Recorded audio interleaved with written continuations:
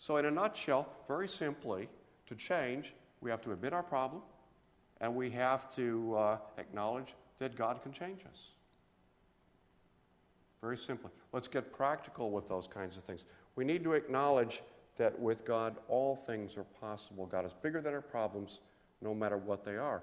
If you have believed that you simply can't change, start with acknowledging that and go on from there. I've changed. A few little things like I used to be a night person, and I've become a day person, even though I still think sleep is overrated. Now, procrastination, that may be another story. Occasionally being critical, that may be another story. And we all have persistent issues in our life. We've seen some things that we've changed over time, and some things we haven't. But we Christian atheists have a tendency to give up hope that we can be changed. So the question is, if we can admit our problem, do we understand that God is able to change us? The question, in essence, becomes, will we allow God to change us? Let's get really practical on how God can help change us. There are 4 steps I'd like to go through this morning. And your bulletin insert has these steps written out for you there, along with some questions we'll look at after the message in our prayer station time. Step 1 is, as I said, acknowledge the problem. Acknowledge the problem. According to Craig Groeschel, there are 6 simple questions for those who think they can't change. They're all right there on the insert. If a person answers yes to 3 or more of these, chances are they have a problem. Okay. 1, do your family and friends say you have a problem? Even though you might deny it, others can see more objectively than you. 2, do you continue even though you are hurting people? If you look at what some people claim has control over you, do you keep practicing it or giving in to it, even when it affects others negatively? You don't want to hurt people, but if they continue to suffer because of your actions, chances are good that you have a problem. Do you arrange your schedule, priorities, or spending around it? If you make major life changes to get your fix, odds are your fix has a strong hold on you. 4, can you go 1 week without it? When I couldn't go 1 week without work, Craig Groeschel says, it became obvious I had a problem. He tells a marvelous story about being there when one of his daughters was born. And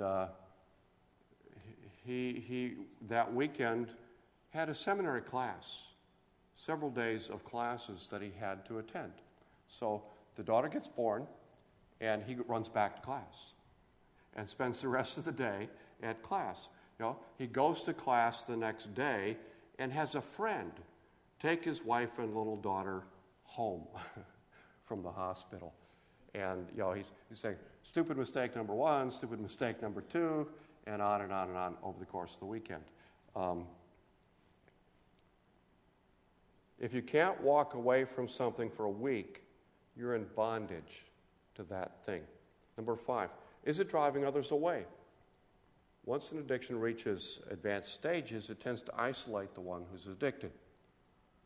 When your actions continually hurt, abuse, or neglect others, they tend to pull back.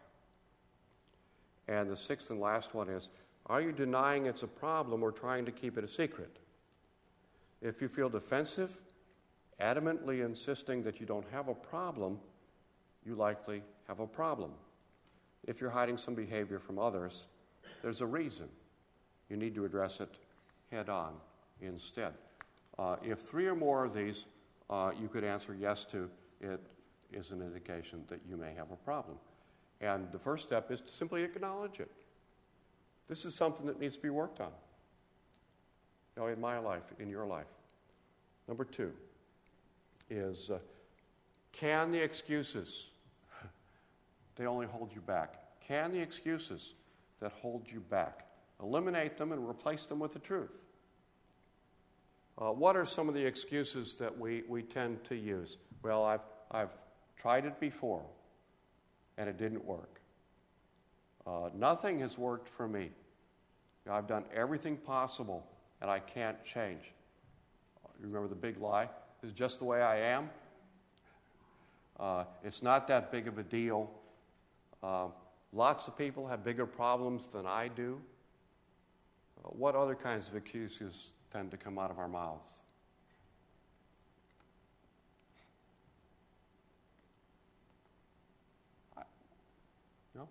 I inherited it from my parents.